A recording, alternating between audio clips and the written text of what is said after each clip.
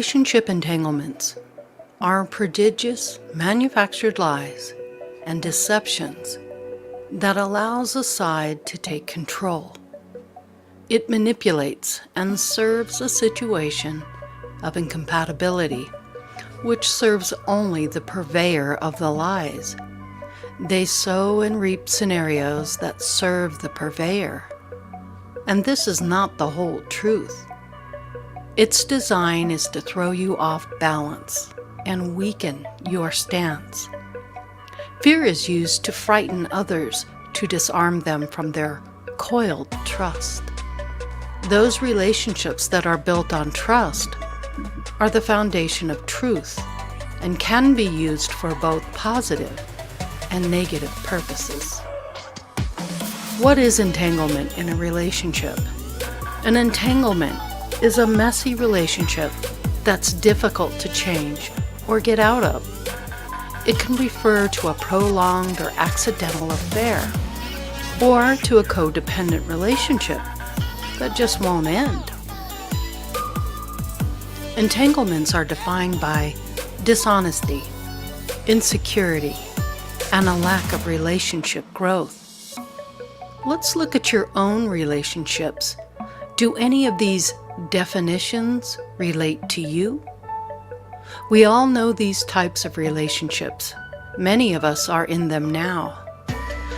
The real trick here is to understand and recognize that this behavior, and when we exercise strength and boundaries, this can change our perception of the drama. When we understand you have the ability to control your thoughts and ease the ego's control, you realize you don't have to be led by it. When you see that there is no right or wrongs, no need to be on top of a discussion, you understand others' motivation and the discourse that they themselves create. You cannot and will not allow it to affect you. In other words, what people think, say, or do are not your responsibility. Your responsibility is to yourself. Your reaction or non-reaction is the internal compass that adheres to the universal guidelines of the Law of One. Discourse and drama are fed by fear and insecurity, and it convolutes your personal equilibrium. Allowing an entanglement is dancing with the energy, and you must make the choice to play or not play the proverbial game. When you understand the motivations of others, why they act the way they do, make the conscious choice to either accept what they are telling you, or you can search for the truth. And once you know this spin, you can then make the adjustment. When you do this enough, it becomes automatic. You're not feeding into the entanglement, ultimately choosing not to play the game.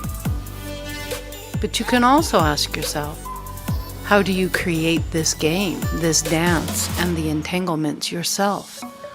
What are your insecurities, lack of confidence? How is this contributing to the game you both play? Awesome, awesome. Welcome everyone to Andromeda 7, your celestial gateway. It's a pleasure to be with you guys tonight. Good to be back. Would like to say hello to everybody. We have quite the panel tonight. I've got Theresa D'Antone with me, Brian, Grandpa Brian, Water and Fire, Nick and Jasmine, Dalibor Suki, Michelle Thompson. Welcome, Michelle, and Hannah Ray. Good to have you folks with us tonight. I'd like to say hello to everyone in chat. Hi, Chloe. How you doing? Mark the Arc Spark. Good to have you with us. Beloved Abstract, how are you? It's been a minute. It's good to see you here. Let's see. Black Raven Meditation Metaphysical Lab. Hey, it's good to see you. Watched your video with Dalibor. It was a great interview. If you guys haven't checked out Black Raven's new channel, she's doing a... Actually, Dalibor, give us a little rundown on that real quick, if you wouldn't mind. Well, yeah, we basically started out with giving the history of this group, A7, as we call it. And the next episode is going to have Theresa and Laurie giving, their version of how events transpire to get us all here. And we also talked about some of the off-the-wall experiences that I've had, and it was kind of like a brief introduction of myself, as a person. It's good to see her doing this and getting involved. So the more light workers we've got, the better.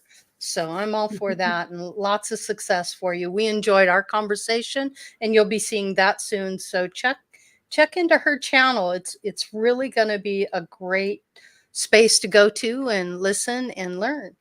It's excellent. Let's see, who I else didn't do we even have? know. Let's see. I'm sorry. I should. I didn't know Black Raven was available tonight. Hey, I can send you a link, Black Raven. I'll do that now. I'll drop it in your text box. Yeah, more than welcome. Yes, absolutely. Yeah, Hang on you just betcha. a second. No worries. I'm going to go ahead and continue. She can decide whether she stays in chat or comes on. Right. We're just going to move forward. So tonight, everyone, we're talking about entanglements and relationship response traps. There are many forms, but every form is an opportunity to learn and grow in the Earth School. And these reflections are designed brilliantly to teach us something about ourselves. And we dance the dance until we decide through self-love and self-acceptance that we no longer choose to play the game. So tonight we're asking the panel how these entanglements help us learn and grow, and what are the types of relationships that have allowed you to shift your perspective of them. So, for example, a narcissist will bend the relationship to fit their needs, wants, and desires. And it can also be used in a positive way. How can you help someone learn and grow and reach their full potential? So tonight, it's really about this discussion and, how do we learn to walk away from those relationships that just don't serve us anymore? It doesn't feel good. It doesn't feel right. Those types of things. And I kind of want to start with you tonight, Michelle Thompson. What's your take on that? And how have you experienced this? And don't forget, you're on mute. How have you experienced these types of relationships, and how's it made you grow? Oh, wow. That's a very loaded question. It is. And you can go anywhere you want with it. Okay. Well, so there's a couple of different approaches I can take. I can take the life coach approach, or I can take the spiritual approach.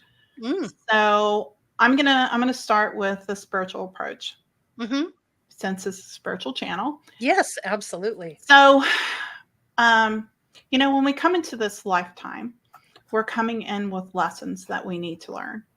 And one of the things that I personally used to do was to avoid people that caused me pain. And what I ended up finding was that I just meet somebody else that caused me pain. And what I ended up realizing was that these people were coming into my life for me to learn a lesson. And so I decided to take a different approach and see it as, this is a person that I should be grateful for that's coming into my life, that's teaching me something. And I need to look at this and see, what kind of lesson do I need to learn from this? What am I supposed to learn? Now, I can learn a lot from this. I can learn that I can stand up for myself, or I can learn to fight back, or I can learn to unconditionally love this person and try to understand where they're coming from and handle the situation differently. And it was interesting because a lot of you guys who know my story, you know that I separated from my husband for a year. And a lot of it was because he was causing me pain. And so what ended up happening was, during our separation for a year, I self-reflected. And because I used to do the whole blame game. You did this, you did this, you did this. And I decided to take responsibility. And it was interesting because I said, I can only take responsibility for the part that I've done. And I didn't do this, or I didn't do this. And immediately he came back and said, well, my part in this is I didn't do this. and and I learned from that was that I needed to stand up and be stronger, but yet still loving and understanding and compassionate, because because he took a different approach to things didn't mean that he didn't love me, or, and I wasn't, and in a way I was still playing the victim. I Mm-hmm. decided not to play the victim anymore. Mm-hmm. And by doing that, like, he's always going to have a bad day and be grumpy. Okay. It's just his nature. When he's having a good day, he's super happy, super kind, super generous, super all these things. But when he's having a bad day, he's kind of grumpy. And so I tend to, yeah. So what I do, Dr. Jekyll and Mr. Hyde. I know. So what I do is I'll say, "Oh man, you must be having a really bad day. Are you okay?" And I handle it differently, with compassion, instead of going, "Why are you being so mean to me?" Yeah. I don't take responsibility, and I don't take on those issues. Mm-hmm. Because it's on him. It's Right. what he's doing. And what I discovered was this was a huge lesson for me, to learn unconditional love and to get past acting like a victim, even though I was rebelling. And I didn't think it was acting like a victim. I was still judging, and I was still feeling that hurt, and I had to get rid of all of that. And it was and I started noticing that when I learned this lesson, other people in my life that behave that way stopped behaving. It's like the lesson went away. Mm-hmm. And so he doesn't appear to me narcissistic or arrogant or judgmental or any of those things anymore. In fact, it seems like he's a whole different person. But is he? Or is it because I Or is changed? it You changed. It's because you changed. Yeah. Mhm. You see it differently. Mm-hmm. I see it differently, but also too, here's the other part that gets kind of spiritual and a little woo-woo and a little weird, is when you shift, everything around you shifts. So in other words, you're kind of stepping into an altered dimension of a different level of that reality. And that's the big thing. I had a client who was having issues with her mother. Mother was judging her, constantly telling her what she needed to do all the time. And I said, let's look at this differently. Let's look at the perception that your mother just cares about you. And are you doing those behaviors? Maybe you just need to change, And so we started working on her, and the weirdest thing happened.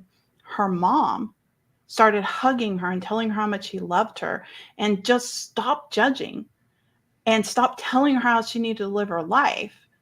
And I said to her, it's like you entered the twilight zone. It's like you entered another dimension. She goes, I feel like I have. It's the weirdest thing. And that's the thing that I try to tell people, is that we enter into what I call like these life lessons. It's almost like a video game, right? You got this level in a game that you got to reach the next one, and then the next one, and then the next one. And you can't get out of that level until you learn that lesson. So all of people Challenges. are acting that way until you figure it out within yourself.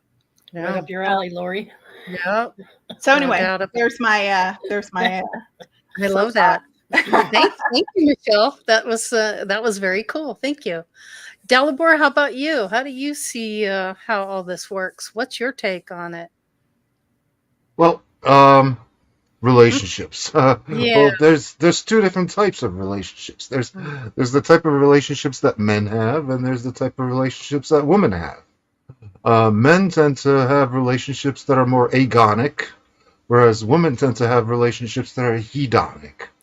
What does that mean? In a primitive society, the men have to separate themselves and band together for purposes like hunting or defense, whereas the women have to band together for the purposes of maintaining the camp, raising the young, that sort of thing.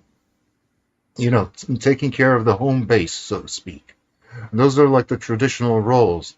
A lot of that gets translated into modern life because we're hardwired for that, with our brains being different and all, so that men tend to be more competitive in relationships. whereas a woman will tend to be a bit more cooperative. So there's two different paradigms at work: cooperation versus competition. This is So interesting.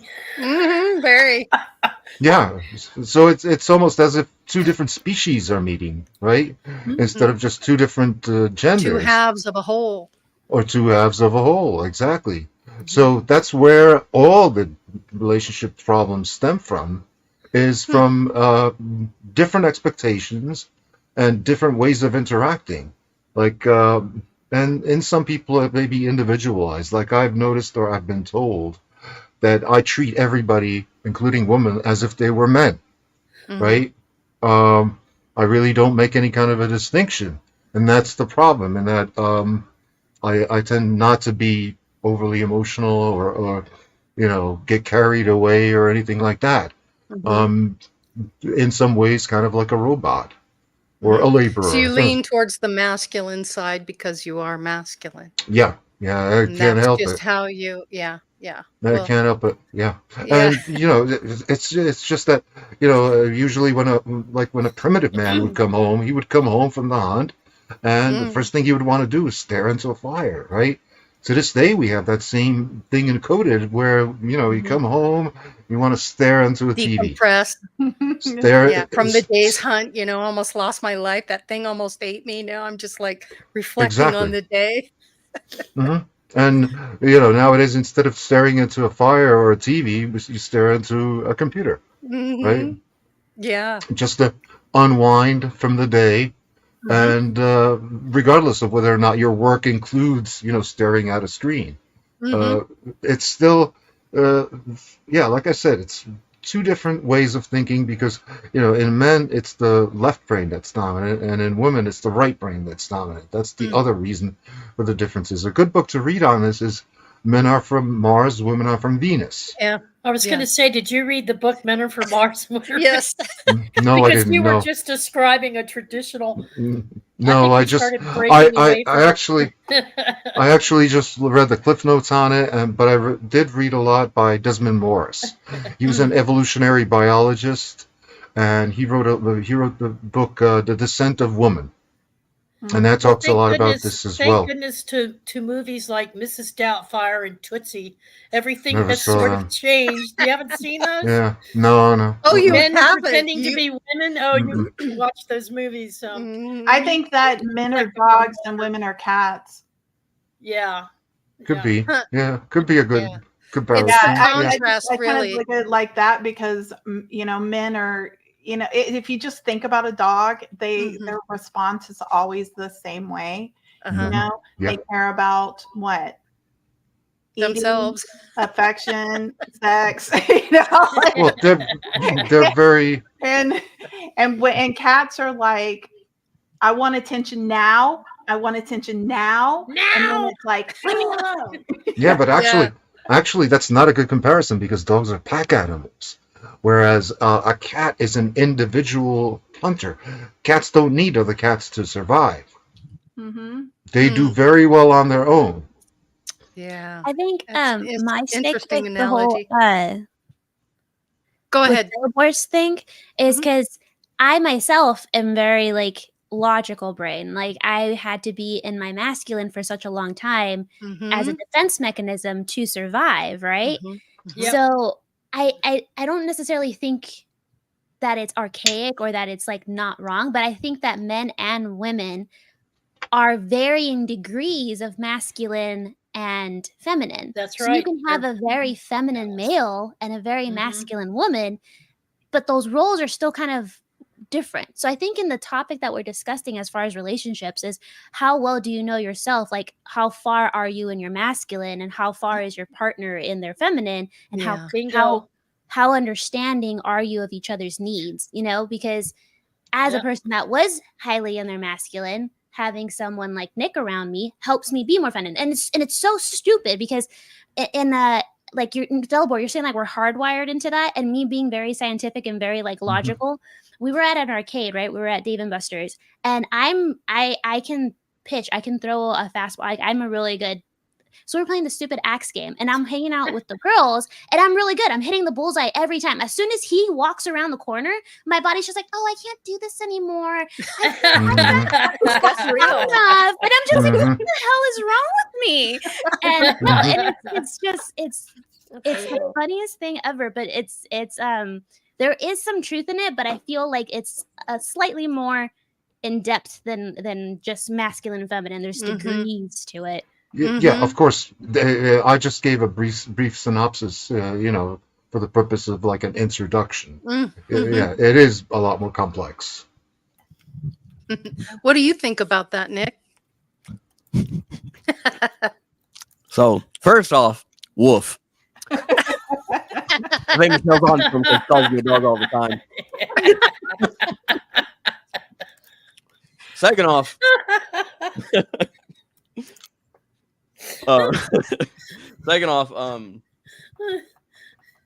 it's a practice thing because in Hermetic principles there is the law of gender, and it states that every living thing has both.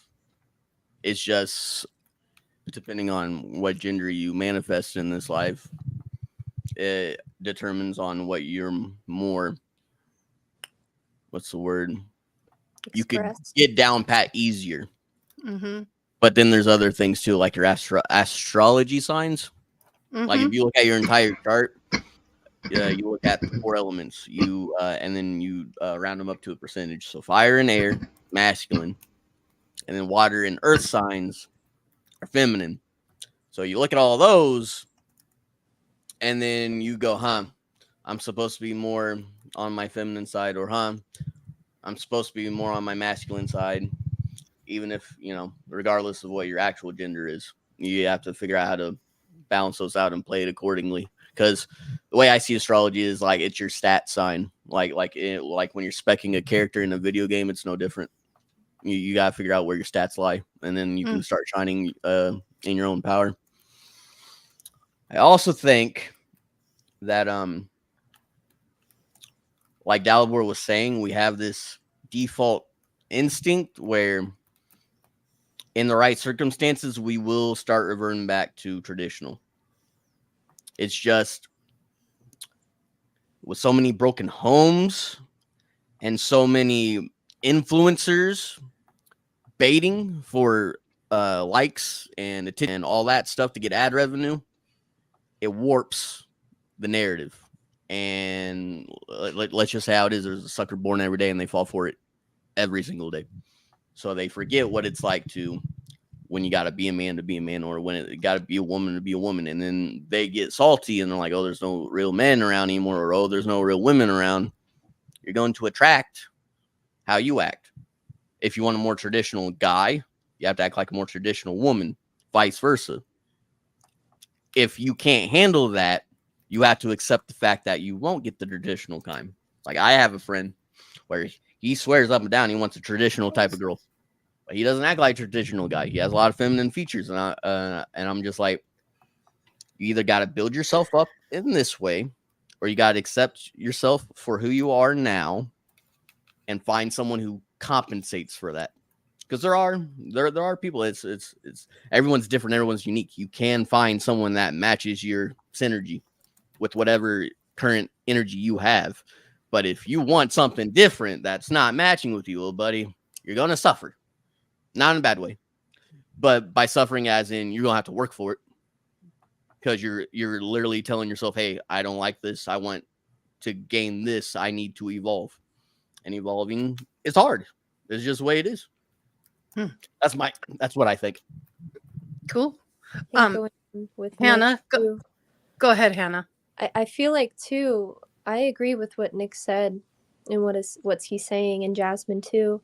I also feel like, and I don't feel like this is fear mongering, but I guess the reality of what's happening now is it's a very scary time to be a woman, and it has for a very long time, and it forced us to be in a masculine state, even if it wasn't in our time. I mean, of course we chose it, I guess, but we had to be in our masculine. And naturally, when we're alone, or when women are alone, or people who lean more towards that, when we're alone, we do kind of fall into like this masculine. So I feel like right now, and has been, women who identify as feminine are learning how to be a woman through, you know, lost teachings of what it means to be a woman, how to, you know, and a lot of it we learn through being in relation to a man. Mm-hmm. And a lot of men, they're like, my woman's really masculine, and it does take for them to be like, what is it to be a man, so that woman can fall back into her feminine. Mm-hmm. And it takes time, I think. And I think the polarity of masculine and feminine, they're kind of made to trigger each other because of the opposition. And I think relationships, if we're taking entanglements in that way, relationships and gender, I think it can boost your growth, definitely. I just wanted to I think it's say that interesting that you guys are going with the masculine, feminine. I didn't expect it. I didn't expect that either. I'm gonna no? redirect here just a little bit. Yeah. So it's for me, and the whole premise of the entanglements and relationships. It's not just with, you know, a husband or a wife or Right. a mom and a child. Could be family situations that you run into. Maybe something you grew up with your family. Maybe they don't approve of the person you're with. Whatever their little entanglements are, but it's really being able to understand that there is an entanglement and that you're making a conscious choice to either play with that energy or just kind Right. of, you know, skirt around it, move around it, but not to get entangled in it, not to get caught up in the emotions and the expectations of relationships, and having a more centered approach and knowing that you have a choice on how your relationship is going to go with anyone, the things you'll tolerate, the things you won't, why people do what they do, understanding both sides. But really, for me, it comes down to self-respect and self-love. If you are anchored in that as a spiritual person, then you have the tools you need to not be caught up in those kinds of entanglements. I agree with Um, that 100%. I think so, you Yeah. hit the nail on the head.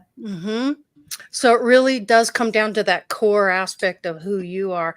And speaking of core, it's good to have you with us, Black Raven Meditation. Mhm. Real happy to see You you. look like something was going through your mind there, Black Raven. Did you want to add Yeah. in anything? Yeah, you know, as this was brought up in the beginning, I thought of two different things. One was Miss Maya Angelou, who says, "Love liberates; it doesn't confine." Mm-hmm. And I think Yeah. that's one of the most beautiful statements anyone can ever make about love, isn't it? Mm-hmm. To love someone with an agape love to the place where we can love you right here in front of me, and then why, right? Like, go do your thing, baby. You know, and when we come back together and we can enjoy that time, right? It also makes me think of Buddhism, of course. There's a prayer, and it says, as I open my eyes, I smile in joy with 24 brand new hours ahead of me. May I come to every living being with eyes of love. And I really love that because, you know, it really is about just softening our gaze sometimes. Like sometimes that is love, right? Just softening our gaze to people. And, and I understand the dynamics of just life, right? Like those perceptions of love can be tainted, or, you know, sometimes we feel we have to give these exorbitant showings, right? When sometimes really all it takes is just, you know, and for me, that's that, as you were talking about a second ago, Laurie, for me, that's what allows me to maneuver in a place where I'm not entangled in my work. I'm not entangled with my relationships. I can travel. I can still cherish all of these relationships for exactly what they are while we're together, because there's no expectation of, hey, you're going to fulfill it for me, right? Yeah, right. We can just enjoy that, you know, and it's always a reciprocity, right? And to know ourselves, like many of you said tonight already, to know ourselves well enough where we can set those boundaries and we can set this is my gym, right? And if we can go at this together, like that's love, right? And Mm-hmm. if we can't, that's still love, right? Right. Yeah. Say, That's you okay. know, Now I know what I don't want. yes, Mhm. exactly. There's no agreement Need here. the And contrast, but I'm out. yeah. Yeah. So, And those are the things. Those are the yeah. things that came to my mind, though, as you talked about that. So, Mhm. yeah. And love is an entanglement as well. It's a positive entanglement, but any kind of relationship where you're integrated into it and those insecurities start to come out. And the one thing that really got me after my spiritual awakening was people would say to me, "Well, you make me feel like this." I said, "I do. I have a lot of power. How do I make you feel anyway? How am I Mhm. how am I doing that? Wow, that's amazing. You just put a bunch of power in my hands, but I don't want it. That's yours." See, It's the, not the on thing me. about the thing about the entanglement part Uh-huh. and the relationship trap is involving the parents, right? Because like Mhm. most relationship fail because of the Dunning-Kruger effect on the part of the parents, where parents feel that my son or my daughter is much too good to be Mhm. marrying this particular person, So they right? have the expectation and So you they have don't. the exactly, and most divorces come about because of the conflicts with the in-laws, because Mhm. they start getting involved in the marriage. And Mhm. I personally know a lot of people that whose marriages got broken up by the in-laws getting Mhm. involved, Yeah. And that's where and boundaries come You know, in. and Yeah. also in the case of like the where the man was like more involved with his family than he was with the wife, right? yeah. Yeah, which created a lot of animosity with the Yep. wife because it's like, Hmm. well, who am I? What am I? Chopped liver? How come you don't Hmm. care what I think? There's so many different dynamics to all of this. But the Yeah. key component is how you're going to react and how you're going to see the situation. Go ahead, Hannah. It's how you're going to react, and also the feeling of safety and how much trust you feel enough to actually express your vulnerabilities and your truth, Mm-hmm. and how that Mm-hmm. person's going to take it too, Mm-hmm. Good and point. Yeah. it's like if I feel safe and I trust you, and I do say, get triggered, and I blah blah blah, I can't really expect that person to do anything, but it would like that, like what am I trying to say? Like just the safety of like that boundary, like, hey, I understand what you're feeling. I'm also upset, but like I'm not Yeah. really sure how to It's explain. very convoluted, no doubt Yeah, about it. Mhm. but Michelle? it's also if the dynamic is healthy. Mm-hmm. So if it's like a toxic situation, like, hey, I'm feeling this way, da da da da da da, Mm-hmm. know when it's not good for you. Because the same Yeah. situation, like I could come to that person with the same thing, and then it's judgment, it's projection, it's narcissism, it's whatever, There's whatever, power in walking away. also, Just turn yeah, around and walk and away. and I loved Don't when you play. said that. How am I responsible for the situation? Mm-hmm. Because I attracted this person who is Mm-hmm. said narcissist that I'm perceiving as a narcissist that I'm having a bad experience with. Why am I attracting that? Mm-hmm. When What is did it in happen them my that you're childhood? seeing in yourself? Yeah. Yes. That Mm-hmm. too. Mm-hmm. It's a lot. Yeah. There's It's there's layers interesting to it. when you it's interesting when you can reflect back. Once you, for me, the biggest thing was when I finally woke up to what was really going on and understood, which was just recently, by the way, what's really going on in these relationships, Uh-huh. even if they're your close brothers and sisters or relatives. Doesn't have to be a significant other, but when you're in this entanglement, part of it is clearing karma. It's part of your soul agreement to experience something with someone. But once you can be objective and step out of all that and take a look at what's really going on, then you can make the decision how much you want to engage or not engage, and make the choice if does this make me feel better Is being in this relationship the best thing for me? But anyway, once you get to that point where you've decided you're not going to play the game anymore, you're not going to dance the dance, as Laurie calls it, or play the game anymore, you can respond in calm, balanced ways with this person that used to be fisticuffs. But now you can combine, you can bring love to the table, compassion and understanding, without being judgmental or critical, but also not allowing your emotions to get triggered. So you have mastery over the emotion. But then you can say things like, I don't know how you know, wherever it is, I respect whatever it is you're going through, but what you're going through is not mine. That's not where I'm putting my energy. So I'm not going to engage in this conversation with you, because it always Knowing ends when up, it's yours and knowing when it's theirs. Yeah. right. And when you reflect that back to them, usually it's like what I've gotten is this deer in the headlight. What you talking about, Willis? She's not going to respond. Right. She's not going to throw anything. I'm not going to throw anything. Where are we going? And I'm like, either he leaves or I go out the door. Okay. And so I can choose to remove myself from an extremely volatile situation too. But I think what's important about entanglements and what I was looking forward to tonight is just a reminder that even though we're all supposed to be reflecting back to one another as part of the whole for the experiences and the lessons to be learned, and if we didn't have these entanglements and complications, what would be there to be to learn, right? But we do have them. And it's when they get out of control for everyone involved, to the extent where they become so manipulative, codependent, to the extent that it becomes a sickness within a family unit, where everybody's treating everybody in the most horrible ways possible, like one-upmanship and competition. And that leads oftentimes to not only mental abuse, it can also lead to physical abuse and violence.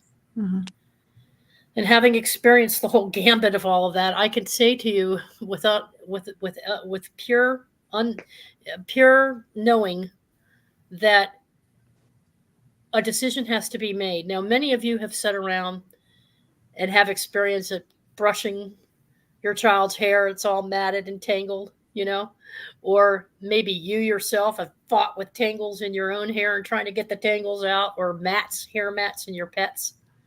And it can be very painful, can it? And sometimes the more you pull at it, the worse it gets. So while you're trying to take the time to untangle everything, it's getting more tangled and more tangled until it leads to, it can lead to very volatile situations where you're very vulnerable to attack.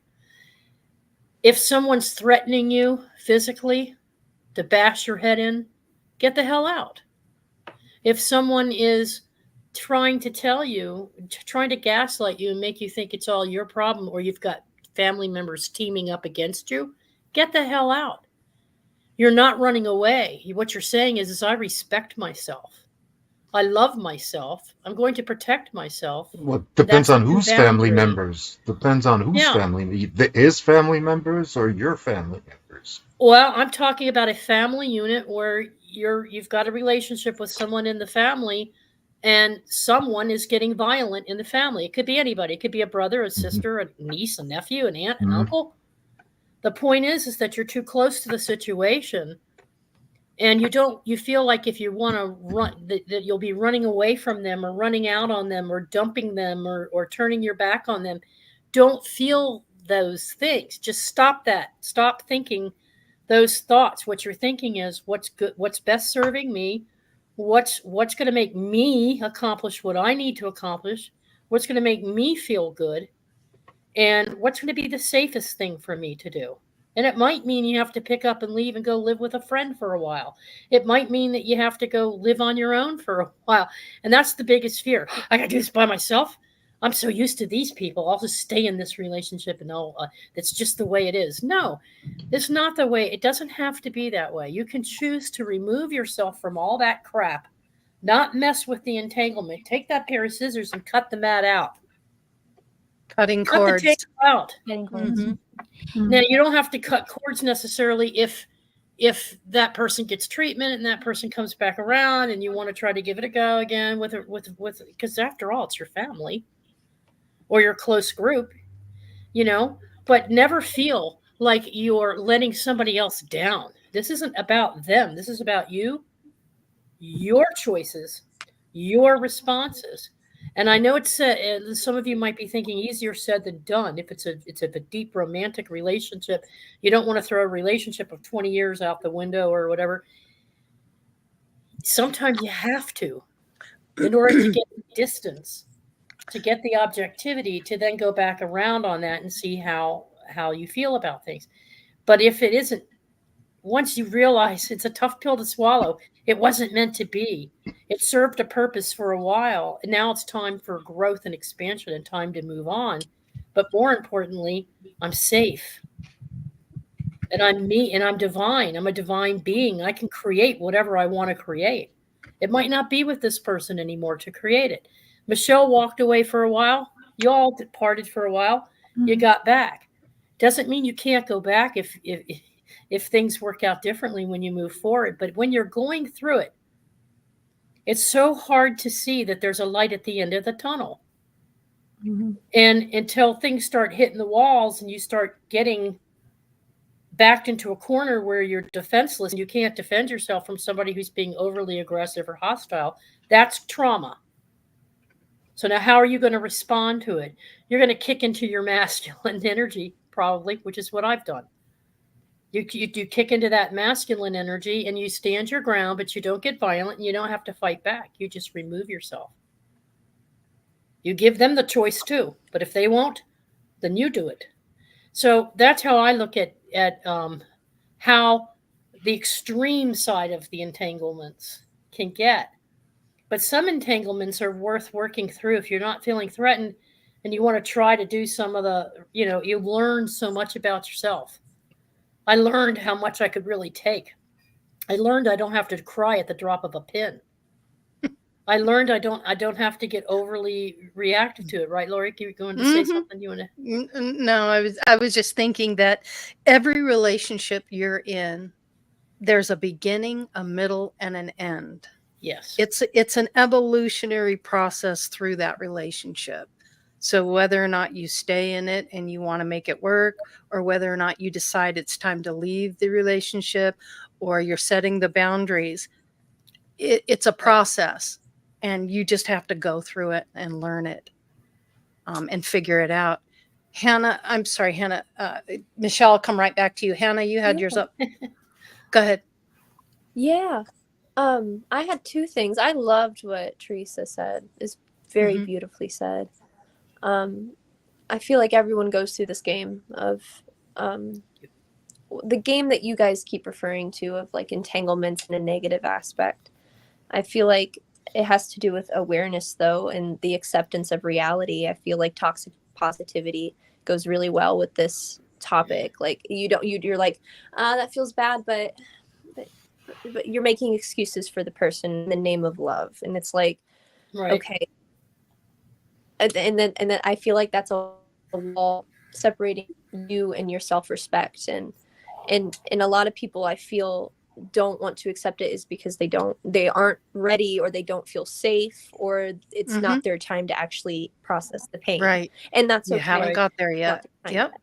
You're exactly. Still learning. And safety, again, plays a really big part in that, because I wouldn't want to feel the things that I was supposed to feel back then and now in an environment that's not good for me. That's vulnerable. Yep. But it takes time.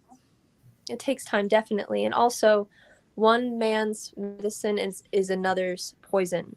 So people might experience being very affected negatively, and the other partner, they're just like being themselves, standing in what they love. And both perspectives are valid. And it's just kind of how I think they're both necessary. Exactly. And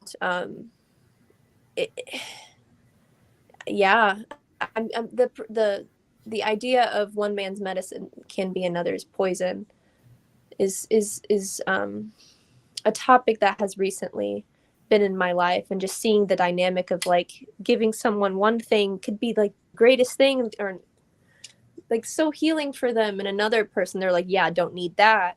And some people, I went through a lot of things in entanglements in a negative aspect, and I felt like I really had to show, I guess, express my shadow side and really get into the know of how powerful I am with saying no, being like fighting back, if you will. And I wouldn't say that that's like a healthy thing to be in all the time, but I know that I have that in me.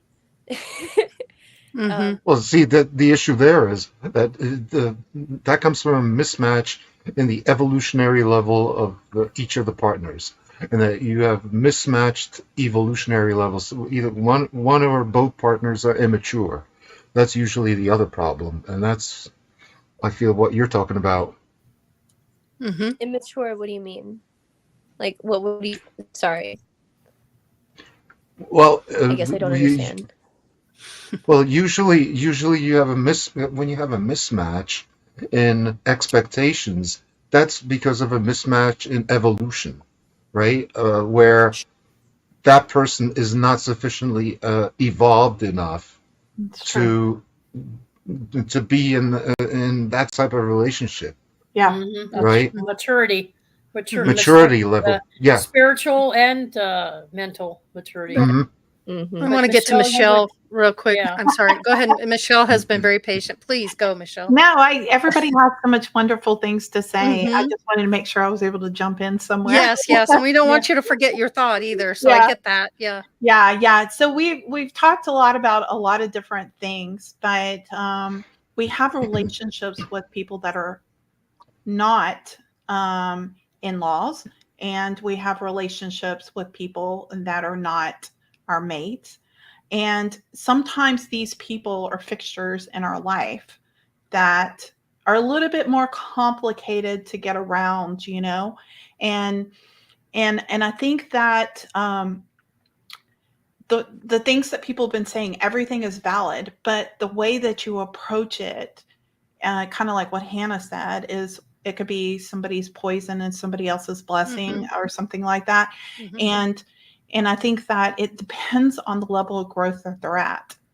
Absolutely. And because your lesson may be to learn how to set boundaries and learn how to get away from something. And somebody else's lesson could be to learn how to love unconditionally. And like what I wanted to use as an example is something that happened with my father-in-law. My mother married a second time, and he was the most annoying person he still is, the most annoying person I've ever met, because he has a tendency of thinking he's always right. He's in the military, or was in the military, and he's got that very dictator kind of mindset. And so if he thinks something is a certain way, he runs with it, and you can't convince him otherwise. And I started taking this very personally, because he would say something like, "You scratched up all the pots and the pans, and he said, "It's because you were using metal when you were cooking." And I was like, "I never use metal. I always use a wooden spoon." He goes, "No, I saw you do it." Which didn't happen. That's that need to be right. Yeah, need to be wrong. right. And I used to get so upset, and I would cry, and I'd go to my mom, and I'm like, "Your husband this is my pet peeve, is to be accused of something I didn't do." And I would get so upset. And my lesson was to overcome those emotions. It wasn't about him. It was about me. And I had to learn how to change this. So I decided that I was going to change it. So I decided that I was going to change the way I perceived him, and I was going to see him as a funny figure that I found laughable and humorous. And that all How did he take that? Well, I'll tell you, he actually likes it, because he would come up to me and he's like, "You blah, blah, blah." And I go, and he's short and he's bald. Okay. So I would go over to him and I go, "Oh, stop messing with me, little man," like that. And I'd rub on his head, and he would start laughing. And then he called my mom out, and he'd go, "Carol, your daughter's messing with me." And then I'd take a towel and I'd pop it at him, and just turned it into a game. and he would laugh. And he ended up being a person that had my side in so many situations that it turned into, even though he's a complicated person, I learned how to work around his personality. And if he starts his stuff, I'll just go, Larry, stop. I don't have time, or just whatever. Ain't And got time for that. I don't have time for you, buddy. And I make it into kind of a joke, and we play a little silly. And I just found that it was me who had the problem. Okay. And this is where the biggest challenge, and that's the level of growth that I'm talking about. Sometimes it's about, you have to run, you have to let go. But after you learn how to not subject yourself to that, the next level is learn how to change your perception and learn how to deal with things differently, because ultimately the goal in this life is to learn how to love. And I think Black Raven said it very clearly. It's all about love. I mean, that's our goal in life all the way across the board, is to learn how to love unconditionally. Well, and that's who we truly are in the afterlife, is pure love. We come here for the contrast and the individuality, because in the etheric realms, you're all one. You have the support of everyone, and there's great love. But when you come here, it's the absolute opposite. You're learning how to be an independent person. You're learning things firsthand. And you all had a hand in creating the scenario when you came to Earth, because it is the Earth school. This is a school to learn how to be what you're not truly are in the etheric realms. Jasmine, you had a comment. I'm sorry. Yes. So taking everyone's little tidbits from what we're saying, I think the biggest thing is to learn that it's a balance, right? So we do have to set those healthy boundaries with people, but that's only if we're at the awareness, like we were talking about a few shows ago, of ourselves. Because if not, then what you're going to do is you're going to start ignoring and start avoiding people that just make you feel bad, or just make you, or, they pop your happy bubble and you're just like, I'm not going to hang out with them. And it's like, you have to come from a place, chance. you have to come from a place of balance, of knowing yourself and being aware enough of like, all right, you know what? This person's triggering me. Why? Do I know why? Or is it just because, like, what is it about them? What's going on? Take that second, that breath. It's like a you or me. Is it? And you it's like, or both? you don't have to, you don't have to do it right there in that second. You can do what Theresa says, take a step back, take a time to reflect, take a time to do all that stuff. But the thing is, how much are you aware, and how much balance can you actually start practicing? So you have to listen to your body, listen to your emotions. What is that creating? What is that bringing out of you? Is it bringing out your toxic, your traumas, your trigger responses? Is it bringing out hostility? Is it bringing out your survival? Are you like cat's claws and you're gonna cut someone's Why am I feeling like this? Yes. So, what is this about this right now?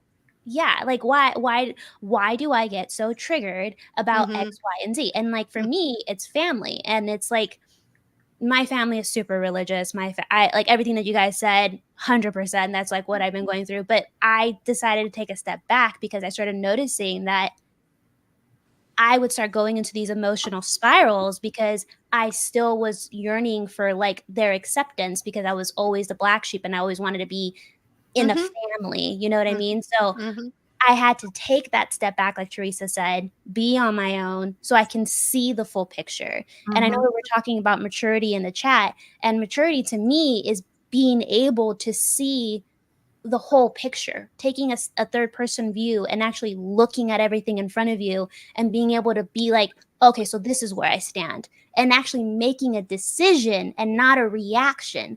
Because if everything's a reaction, you're just being controlled. It's another method of control, because there's always that thing of, are you being controlled by the stream? Like, are you swimming downstream, following the current? Are you going against it? Either way, that person is being controlled by the stream. So if you're being controlled by your reactions, then you're not giving yourself that maturity, that grace to actually make a decision informed with your body, your emotions, your intellectual, your spiritual. Once you realize what is best for you and what brings out your love and what brings out what you're happy about, when you feel that at your core, then you'll be able to say, you know what? No, this is a boundary that I'm not going to play with. This, I might have to explore a little more. This, no. Like, you'll start to respect your own views because you took the time to listen to yourself. Also, too, because of your relationship with your family, you know what you don't want over here. Now you know what kind of a family that you want to create for yourself over here, because you have the contrast of what you don't want. You know, I have the same kind of family as you do, and my family is very religious, and I ran across a huge conflict because I'm way out there completely, as opposed to them. Because you're woo-woo? Yeah, because I'm woo-woo. Oh my God. Universe oriented. Yeah. But I decided that I wasn't going to hide who I was, but I wasn't going to throw it in their face just like religious people throw it in my face. I'm not going to tell them that they're wrong. I'm not going to argue with them. But, you know, like when my mom brings up stuff, I just talk at her level. I don't have to prove anything. Right. That's true. It's not a battle. It's not who's going to win. It's your own truth, and they have their personal truth. Right. And that's where unconditional love comes in, right? You just accept. Yeah. You don't Unconditionally. You don't have to believe the way I do. Yeah. She sees all my posts on Facebook and my YouTube videos and all the crazy stuff I do, but she doesn't confront me and I don't confront her, and we have a beautiful relationship. And see how her authentic self, even if you disagree with it, taught you to be who you are and what to believe. But the key is that mutual respect between you two. Yeah. And when it starts, I think that comes from a place of understanding that everybody has their own free will and everybody has their own right. You know what I mean? But everybody has their own truths as well. The problem comes when it becomes toxic is when they start encroaching on that free will. Or they start trying and to. There's no respect for your opinions and beliefs. What I found there, Jasmine, is there's these like 4 or 5 things that keep coming up over and over and over with these kinds of relationships, and I've had it with friends, romantic partners, family members, co-workers. It's having the same type of argument or the argument over the same thing over and over and over and over. It's like, why are you bringing this up this time? What does this have to do? I like the ones that dredge up the past on you. Yeah, they dredge up the past. God, that's over. Yeah. So that keeps coming to the surface. Another sign is that feeling misunderstood or not feeling safe that I just mentioned. But usually when some people are more open to sharing their emotions than others, and so I might be more of a sharing type of person, Nick, or somebody else might be more closed-minded. So they're not as touchy-feely as I am, you know. So the ones that are more sensitive, it's a sensitivity issue. If you're a very sensitive person, I admit it, I'm a Cancerian. I'm sensitive. I'm an empath, you know. But if somebody else is like totally the opposite of that, like a Scorpio, or it's really, rigid. Huh? Pretty cool. Careful there. Yeah.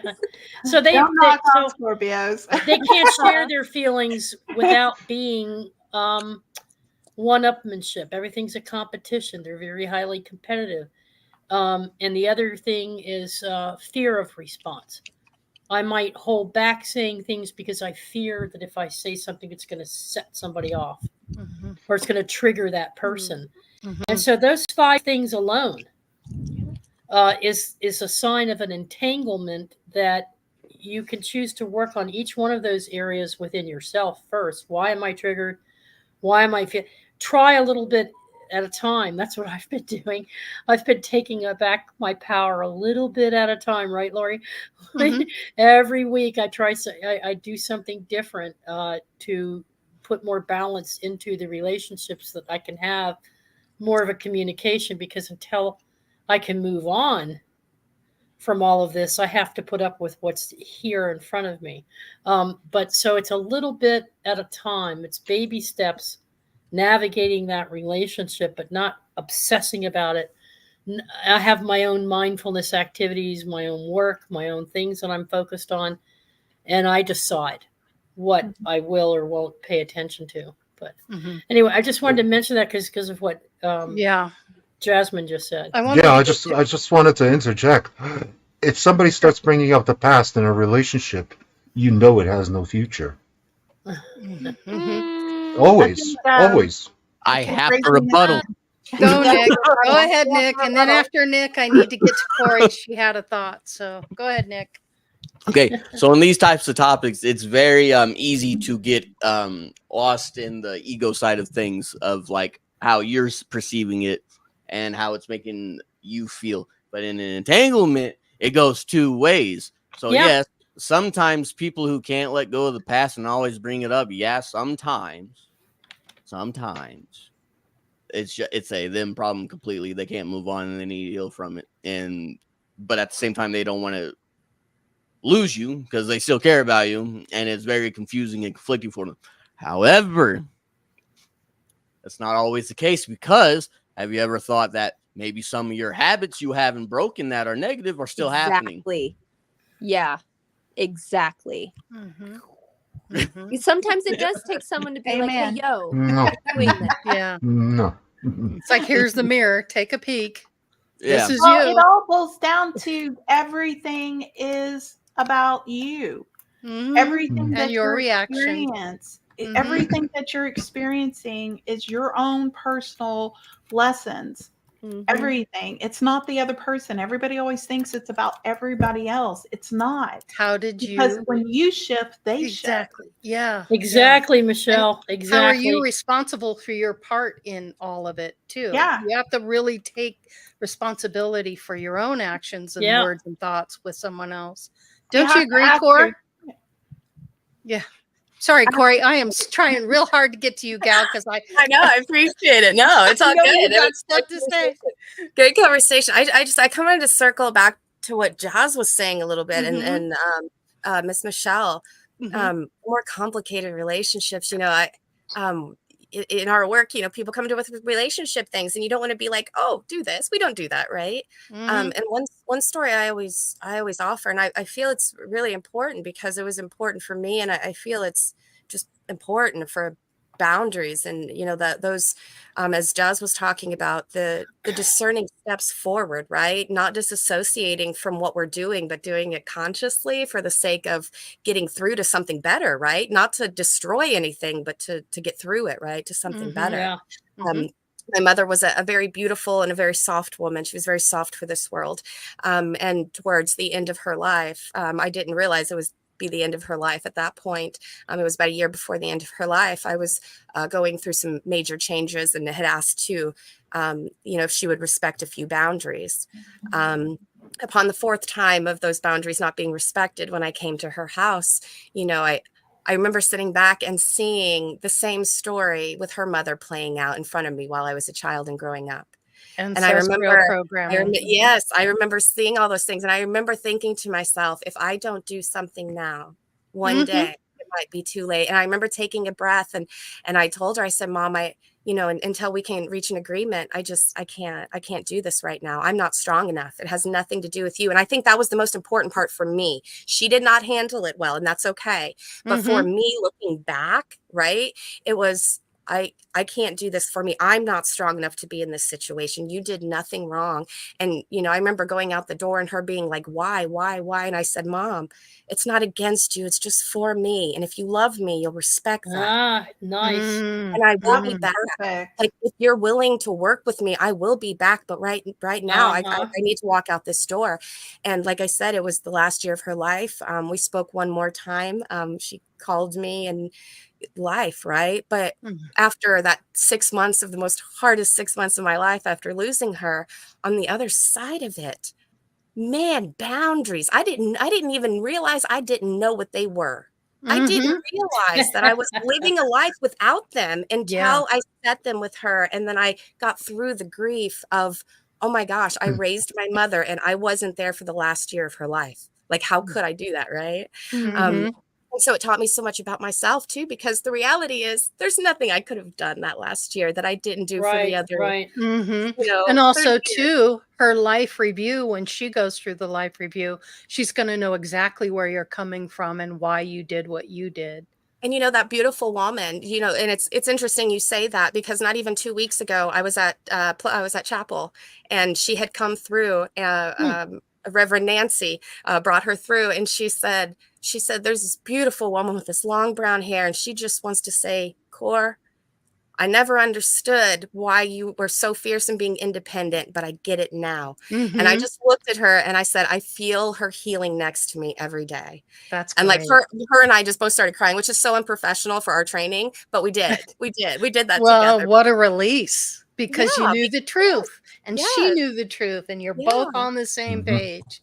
And it But gave you didn't people know it when you and were it gave going people through the it. space to ask me things about it, you know, Yeah. and I think that helps a lot of other people get through it too, because they're like, I just don't have the words. I don't know what to do, you know, and Mhm. it doesn't have to be against anyone, does it? No. Mhm. Mm-mm. No, It's we beautifully know it's said. Yeah, particularly well if you said, if Cor. that's well said.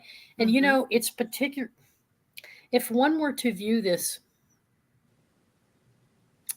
from a divinity perspective. We're all divine. And we're part of that divine creation, and we have created. So we created all these different aspects to experience. And so if everything we create comes from beauty and love, then all relationships have beauty. True. And all interactions and entanglements have love and beauty Yep. associated with them. It's how you open and approach one another from the get go. And this was not something I understood until my awakening.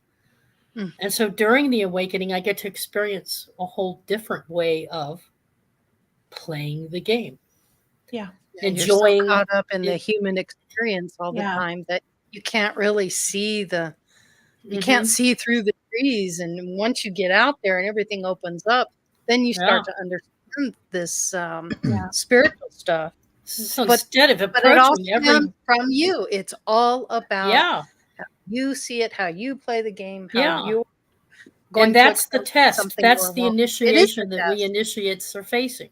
Mhm. Yeah. That we are here as initiates, are we not, Michelle? Mhm. Absolutely. And so And that's what we're facing. Go ahead. yeah, no, I was just going to say you said something that really made so much sense to me, and it just kind of reminded me of how energetic creatures we are, and Yes. our emotions are so powerful. And Mhm. believe it or not, people, even ones that are not enlightened or not on the spiritual path, they feel that energy. So you can sit here and go, I'm not mad, but yet you're pushing all this negative energy towards them, Uh-huh. and they are Uh-huh. going to respond to that. And so Mhm. you're like sitting here going, I'm trying to be nice to this person, but you're like, Mhm. Yeah. and they're But you're still not being responding to mindful you about that way, your own right? feelings in that moment. Yeah. That's the key. That's the trick. It's Being it's about aware. what you send out, you get back. And Yeah. I promise you that if you show up with love and compassion, that person cannot come back with you at you that way. They're going to come back at you, and it's like matching, or at least trying to It's true. bring it down. That's why You know? that's why Triggers. when you said in the beginning of the show that Mhm. you recognized it wasn't necessarily him that changed, but maybe it was you. Yeah. But it's a catalyst for what it does is it eases, it disarms, it builds more trust, or they have second doubts about their, well, I can't accuse her of that anymore, can I? I can't say this anymore, can I? So it changes their whole outlook on how they interact with you and maybe others, for all you know. Oh, absolutely. It might help with their relationships with others too. So they could be seen learning that something. happen. I've seen that happen with tons of people that I know. And Yeah. and I can tell you that when I show up with compassion and understanding, even if I disagree, it's the response that I get is a whole lot better than Yeah. me just pretending and going, okay, all right, you're right, being sarcastic, but Yeah. throwing out Yeah. that negative energy and trying to convince myself that I'm being nice, but internally I'm not. And that energy does get Yeah. projected, and they feel it and they respond. Because it's Right. truth. Yeah. And now it might not be our responsibility to change someone else. That is true. No. But it is our responsibility to change our Yeah. perceptions and our responses and our reactions. And if the benefit is that be the frequency, you'll get back. You'll have an improved relationship, hopefully. Let's get to Nick. Nickster, what's up? I'll Get to Nick. on like this since I'm above him. Yeah.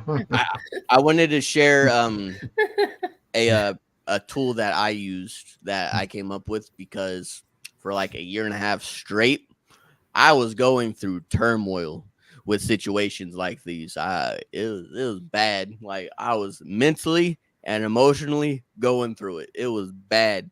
On top of having to deal with hazmat and like hard drugs, not doing them. I handle them in shipping. Let's just get that out of the way. Everything that's very detail oriented while having to go through all that in my head simultaneously, it was tough.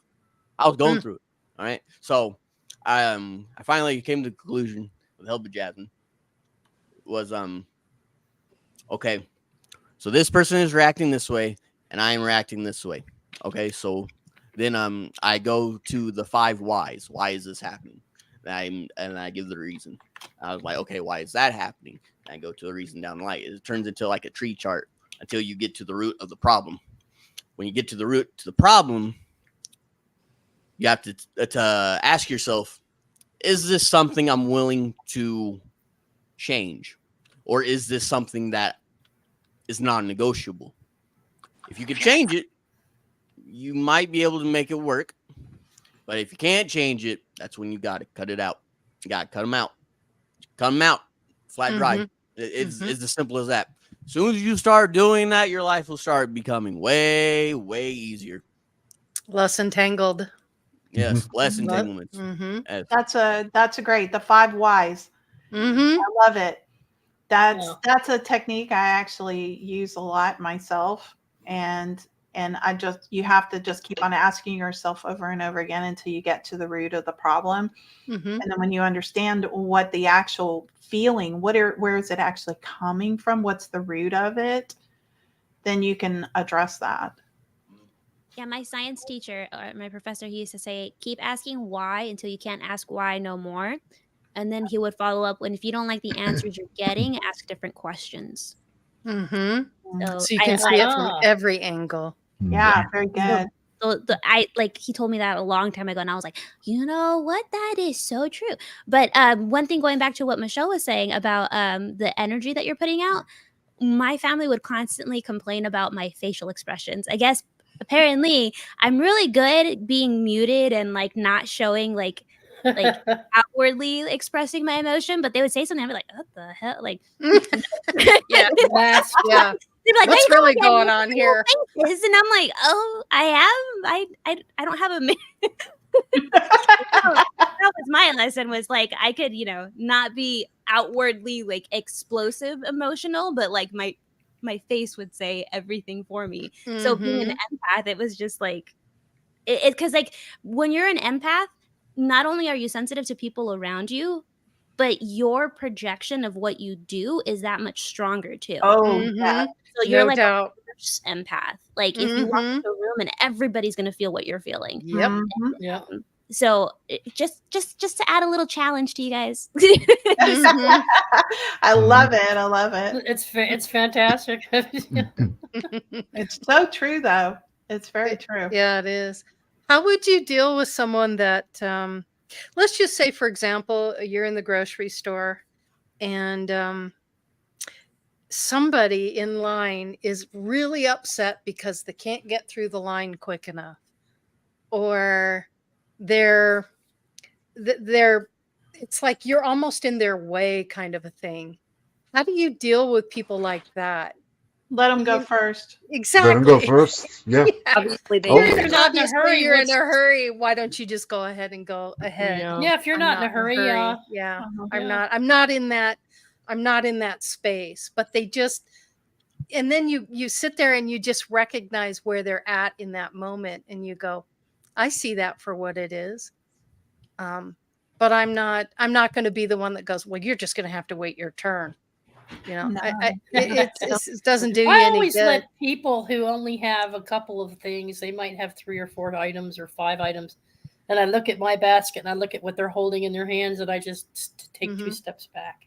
Mm-hmm. And they'll go, "What? You sure?" And I'm like, Yeah. Believe me, you know, Go ahead. you'll be in and out in a matter of Uh-huh. seconds. Why should you stand Right. here while they go through like 2 Or basketfuls of my you're in stuff?" traffic and someone, Yeah, cuts you off. yeah. And the first thing you want to do is like, well, you stupid, why did you take it so personally? And then, like, for me, I go, when I think about it, I'm like, okay, that person just cut me off. Let's see. Maybe they didn't see me. I've done that. I haven't, I didn't always see somebody coming, or Yeah. that person didn't stop at the stoplight, and this is how they created it. But that's how I'm gonna use my I'm going to use what I've learned for my benefit, figure out why they're doing what they're doing. I had done that to someone, had pulled right out at me. We get to the light. I roll the window down and I look over and I said, did you not see me? And he goes, I didn't see you at all. And I'm like, oh, it's all good. It's cool. I wasn't sure what the situation was. So I thought I'd ask you. And he's like, no, we're good. I said, all right, well, have a great day. Instead of going, you stupid son of a bitch, why did you just pull out in front of me? What, did you not see me? mhm. It's that kind of reaction. What I'm trying to convey is we have a choice on how we're going to react to people in any given situation, in any type of relationship. Yeah. Just be aware of your words and actions. I mean, their wife could be in the hospital. Their kid might have gotten It could be arrested. anything. They're late for something, or Yeah. I got pulled Sometimes- over. Let me just tell you this. I got pulled over a few weeks ago. We were going to see my uncle, and I was doing about 85 in a rural area. And the highway patrolman, I was the last car coming through, and he was in a turn lane. And I thought to myself, ah, shit, he's got me. So he comes, the lights go on, I pull over. I'm sitting in my car. I open my glove box. I grab all of the stuff and I'm holding it out the window. And he goes, oh, you know why I'm here? And I said, I sure do, sir. Here's my information. He goes, you know, you were speeding. I said, absolutely, I was speeding. Yes, I was. No Are you question. late? Yeah. Are you late for something? No, sir, I am not late. I realize I take responsibility for speeding. And he looks at me like, wow, that's refreshing. Most people go, I wasn't speeding. Then my sister goes, wait a minute. You just said you were speeding. Now he can write you a ticket. And I thought to myself, honesty, watch how it's going to pay off for me. Yeah. So he comes back and he says, look, I'm gonna write you a ticket for speeding, but I'm not going to give you a ticket that affects your insurance. I'm not going to give you a ticket that says that you were speeding in a rural area. So it's not going to affect your record. And I had a spotless record. I hadn't had a ticket in 25 years. And he was just very kind about it. And he said, you know what? It was refreshing to have someone not lie to me or be dishonest. And so I wanted you to know that I appreciated that. And I said, well, I greatly appreciate what you did. I will slow down because that's the safe thing to do. We were talking and we were kind of in a hurry, and that's why I was speeding. But the story is just to let you know that being honest with yourself, being honest with others does pay off. So, and it's all in the way you look at it. Yeah. Got in my car, drove off. got where we needed to be, and it was over. It was like a $75 ticket. It could have been a $375 ticket. So, and it could have gone on my record, but it didn't because I was honest. So, yeah. Yep. Anyway, just had. Go ahead. I was just going to say, to add to your story, that, you know, sometimes you may not know the reason why people are doing everything. And the why they are behaving a certain way doesn't necessarily matter all that much, because it's what it means to you. Yes. I went to like this Anthony Robinson seminar one time, and he was just like, "Oh, play out what you wished your childhood would have been, and then get everything you need from that memory." And I'm like, "Isn't that lying to yourself though?" And he's like, "What does it matter if it makes you a better person? What does it matter if it gives you that closure that you need? What does it matter if it's going to help you be the best you can be?" And I was like, I guess I can't argue with that. And then so with these people that, you know, piss you off and stuff, it's just like, I just make up stories. And sometimes I'm just like, you know what? Their cat might have gotten in trouble, or this might have happened. And then I try to let it go, because I have the same problem, Laurie, where I speed and I'm just like, look, stop putting me in a box. That's why there's 4 lanes. You have the slow, the medium lane, and the fast lane. You want to drive what you want to drive, go to the slow lane. Yeah. Yeah. Well, you know, you bring up a really good... 10 cars pass you doing 100 miles an hour, and you're the one doing 80, and you get popped 80, for it. 85. Yeah. I was keeping up with traffic, officer. Right? Always in the water. Jasmine, that reminds me of I was driving a transit bus for a while, and before I had that's what gave me this accident. But I was driving a transit bus for a while there to make ends meet, and this woman came on board the bus. I think I've told this story a long time ago, but for those of you who haven't heard it, she came on the bus, and she had 3 screaming little children. I mean, these kids were just out of control. They were screaming. It was like 7 o'clock at night, almost 8 o'clock. And people on the bus were having this cascade or domino response all the way down to the very back of the bus about this woman, the annoyance, the children, not having control over your kids, shouldn't have them out this late. Every kind of judgment you can think about, they were crucifying this woman. And I'm trying to concentrate on the traffic, and they're banging on the bus and yelling at me to get her to calm her kids down. She's in tears. The kids are in tears. We finally get to a stop where I could just pull over the bus. And I just sat there and looked at everybody until everybody just calmed the hell down.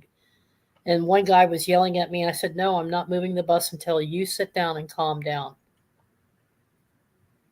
And I turned around to her and I said, "Is there something we can do for you? You're clearly upset. The children are upset. What is it that you need?" She responded and said, "My husband just passed away, and the kids don't understand what happened to their daddy. And we just came from the hospital, and they haven't had any food all day. None of us, I just want to go home. I'm just trying to get home." And a man from the very back of the bus, who had complained the most, had said such terrible things, came right up to her and said, "I am so freaking sorry. There's a McDonald's right there. Let's go over there and feed these kids and get them fed. That's cool. And I will get you back, bring you back to the bus stop, and make sure you get to your stop safely." That is so tragic. I'm so sorry to hear you lost your husband today. She responded, said, this is the last bus fare I have. And I reached down below and pulled up a car. I said, "Well, take this compliments of ride-on service. And you take this and your children, and you go get some food. And then you get on a bus." And I said to him, "Are you going to make sure he's like, "Absolutely." And he goes, "I'm so sorry." I said, "You had a day too, didn't you?" He goes, "It sucked." I said, "See?" So you never know what, and this is how entanglements begin. Is you start a cascade effect, and then maybe the next, and it builds, and the same thing can happen in a work relationship too. Somebody failed a project. They had a bonus riding on it. That bonus was paying for the dental surgery for their children. There's all kinds of motives as to why people act and react the way they do. My trick in my family was understanding, what is it you want from me or expect from me? And if you're expecting things from me that you ought to be doing yourself, then your expectations are wrong. Your expectations are causing me angst. So there are times when you just want to step back and try to find out what's going on with this person. Why are they acting this way? And why is it such a competition all the time? And so I have found out that talking through a little bit and trying to understand a little bit about where they're coming from, and then take responsibility for, what did I do to trigger that behavior? Because I can trigger people and not realize it. And so now I understand what some of my behaviors are that triggers other people, and I've been able to make adjustments. And that's good for me because that's a learning curve. Amazing. That's great. So Yeah. Well, guys, we're coming to the end of the show. I'd like to do final thoughts. And you know what? We'll go with Nick and work our way up. Nick, Jasmine, final thoughts on tonight's show, entanglements and relationship response traps. I just want to share something that someone shared with me at the drum circle.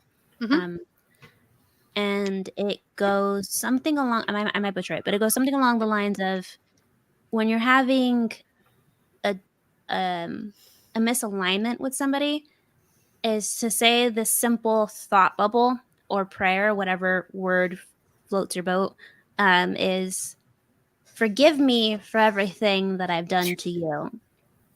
And thank you for everything that you've done for me.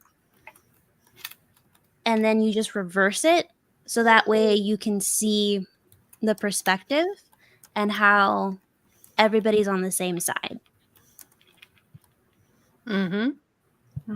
We're all in this together, that's for sure. There, no ifs, ands, or buts about that. right. Yeah. Nick, you? Final thoughts? So unfortunately, we have a limited amount of time in this version of us. Entanglements of any kind, whether it's romantic or family or friendships or just random people on the bus, all these things are going to take some of your time, and all of them are happening for a reason. So it is up to you on how long you want to be on that lesson. I promise you, the faster you'll figure it out, the happier you'll be, and the faster you'll get to where you need to go. So, yeah, it's not worth the energy. It's not worth the time. You got to learn how to let go. And you also have to learn, once you let go, how to better yourself so it doesn't happen again. Yeah. Great. Thank you. Nice. Thank you, Nick. Nice. Delabor, Well said. final thoughts? Okay. They say to figure out who really rules in any society, just ask whom you cannot criticize. Well, I would ask each of you, who's the one person you never criticize? It's yourself, right? In other words, you're really in charge of all of this, and the most important relationship that you can have is the one relationship that you can never get rid of, and that's the relationship that you have with yourself. And once you're cool with yourself, once you're at peace with yourself, only then will you attract those kinds of harmonious relationships that add to your personal development and don't aggravate you and don't cause you unnecessary stresses that you're not prepared to deal with. Beautiful. There you go. There it is in a nutshell. Yeah. Cora, final thoughts for you, and thank you so much for joining us tonight. It's good Thanks to for see having.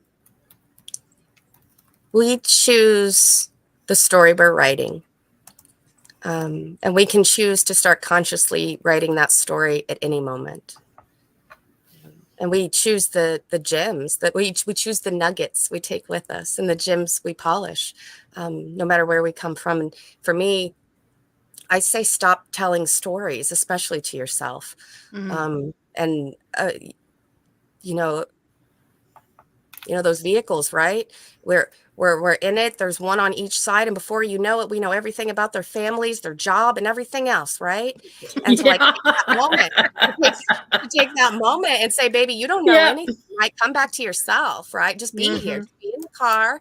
Just be in the moment of the car. We don't have to understand why anybody's doing anything. Let's just be mindful and just be in the car. Keep your story to yourself. It's all good. Yeah, man. All these stories we're all telling, trying to figure everybody's things out. You're never good. You don't even know your own stuff. We don't even know our own stuff most of the time. How are we going to figure out everybody else's story and how it applies to our life and how it applies to a bigger picture that none of us know anything about, really? Like, I don't know how people's heads don't hurt most days. So, just take that breath. Come back to the moment. Just like Delabore said, just be with yourself, just be here. Just be here at all. And anytime you find yourself not being here, take a breath and come back here. Right? Be here now. Just be in the now moment. You got it. Thank you, Cor. Appreciate it. Folks, if you haven't checked out Cor's new channel, she just started a new podcast. You've got to check it out. It's really good. So we've been enjoying it. Yeah, we did an interview with her the other day, and we're going to be on with her of the live chat Monday night. Is it? Yep. Monday night is 8. Is it 8 p.m.? We'll premiere at 8. Yes, I got the times wonked up, so it'll be 8. It'll be Monday at 8, and it will be a live chat for everybody. So Eastern time, 8 p.m. Oh, good. That learning curve is something else, isn't it? You all have been amazing, by the way, and everyone in the chat who came out to support the live showing with Delabore. I mean, oh man, I just could not be any more grateful, and I know Delabore was too. So well, we're grateful for you, Cor. Definitely. Thank you. Well, Michelle Thompson, your final thoughts, my dear, and thank you so much for joining us tonight. It's always good to see your smiling face. Thank you so much. Everybody had such wonderful things. I don't know that I have much to add to it, except for maybe that everything is an illusion. And the only thing that's real is your own personal consciousness. And so when you recognize that you're the only thing that's determining what you see and what's in front of you, you can paint your canvas any way that you want it. And then it becomes your own personal creation. And that has to do with all the people around you. They will respond to you based on your beliefs, your thoughts, your emotions, your actions, all of those things. If it's not just what you say, it's about how you feel and how you're responding to things, because you're the ultimate creator of what you see. And when you change all that internally, everything around you changes. That's why it's an illusion. Yeah. Break exactly. Free of it. Go ahead, Theresa. Thank you, Michelle. You're welcome. My turn. Oh, no, I was just actually, she's right in track with. I was looking up quantum entanglements the other day because I wanted to see what quantum physics had to say about entanglements. And they were describing the you take 2 protons, and they connect and they overlap, and then they separate. And it doesn't matter how far apart they are. They could be on the opposite ends of the universe or the opposite ends of a planet. They're always still going to be connected. And when one feels something, the other feels it. If one's up, the other one's up. If one's down, the other one's down. But they're always connected. And so as part of the whole, we are all always connected too. And ultimately, the relationship is, if it's a codependent, unhealthy codependent, which is what we've been focusing on, the more traumatic side of things tonight, it's also, it's an attraction. It's a natural attraction for us. Think about it. There's a certain degree of magnetism there. We're pulled into that experience because we agreed in the first place to do it. We agreed to have these relationships. We didn't agree how we would respond to all the emotions within the relationships, but we agreed to how we would wanted the experiences. As Michelle gave a few of them. So it's painful. It can be exhausting for everyone. But it is addressing It's well worth the effort. both psychological, chemical, physiological, and spiritual needs. It's all part of you. In other words, you'd be unfulfilled. You'd be unwhole. You would not be complete if you didn't have all the bits together and then you are presented with a decision, and these decisions are on a daily basis. And so if you know you're the one making the decision, then you're the one in command. Not them, not their response to you, but you are in the driver's seat. Yeah. Always. You're not the victim. You can play the victim, and then that puts you into the relationship response trap. That's what this show is about tonight, the response trap. And I'm saying that relationship development can become transforming. Every bit of the trauma, the pain, all of that pull to have those relationships and those experiences can actually be not only an initiation for your spiritual growth and development, but it's a cleansing, because it gives you an opportunity to not create any more karma. It gives you the opportunity to clear anything you may have not handled in previous lives or in this life. So if you want to ascend and cross over with as little baggage as possible, meet these entanglements head on and recognize them for what they are. But it helps to remove yourself from so much of the emotion. Compassion, yes. Unconditional love, of course. Empathy, yeah, up to a point, but not to the point where it drives you bat, you know what, crazy. Because that's your thermometer. That's your gauge. How does it making me feel right now? Can I handle it? Am I mature enough? And if I'm not, what kind of actions can I put into place to remove myself from the situation before it gets out of hand and becomes an actual kind of trauma? So, get your psychological needs addressed. It might be it might be unfulfilling, but get your needs addressed, because then you'll be able to step into the mastery. And I'm not saying I'm a master yet, but I'm sure a heck of a lot further along this year than I was last year. And the last 4 years going back, there's definitely been a progression. So the evolution. It's the evolution, and look forward to it as an opportunity to grow, because then you can get new ideas, new interests, new pleasures. But Michelle will tell you this, because I've been through her courses, and you put your plans into action. It's not just sitting there in idle or sitting there in neutral and not doing anything. You actually, in order to manifest anything in this world, I have come to understand, at least for me, I'm not lighting a candle, snapping my fingers, and twitching my nose like Samantha and saying, look what just found on my front porch, a goddamn brand new RV. That's not the way life works. I feel attacked. This is not Harry Potter. This is not Harry Potter. I am not Sabrina, and you are not Samantha. Okay? Tell us how you really feel. So how Don't you tell me that. manifest is you take action. I'm Samantha. Sorry. No, you're not. But you're the closest thing to it. You are, because you're a master manifester. And Michelle has learned, like so many of us, and Laurie and many others. In fact, I'm between two Michelles. Laurie, Michelle Thompson, Leo Lion. I can't win here. I got my lionesses around me. So anyway, it's just that you can't just think about what we've said tonight. And if you need anything, there's all kinds of groups, but get counseling, get help from development folks like Michelle. She's a healer. She's been through this. She's helped people in business with their entanglements and trying to get their businesses up and running, personal levels. She even has her own personal experiences you've heard tonight. But that's how I got help. I got help from my guides, but I wasn't solid enough in my own relationship with those guides yet, and so I had my two Michelles.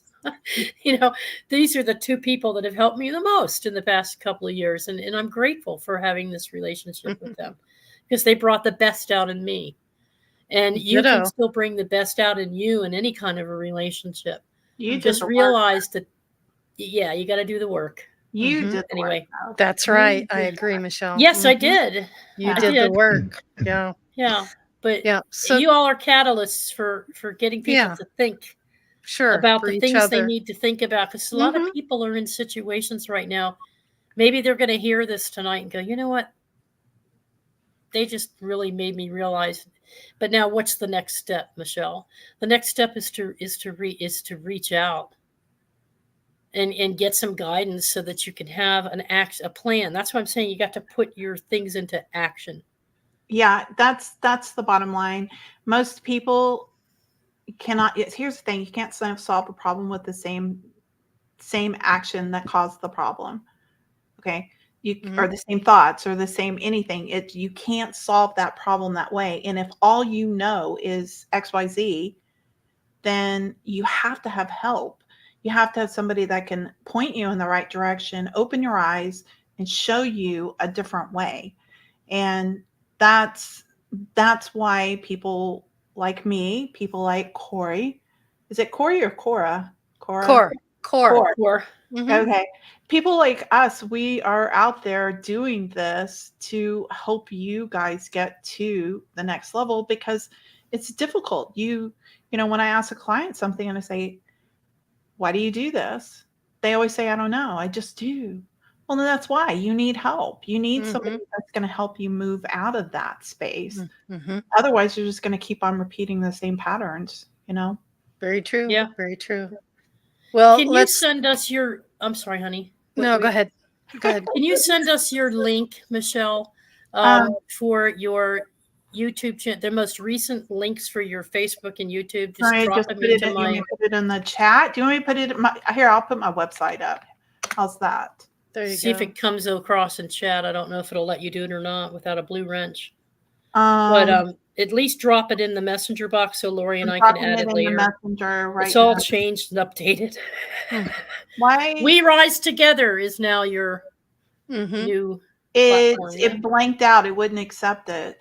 Okay, yeah, because you don't have a blue wrench. Make a comment. Okay. I did. I put it in the sorry.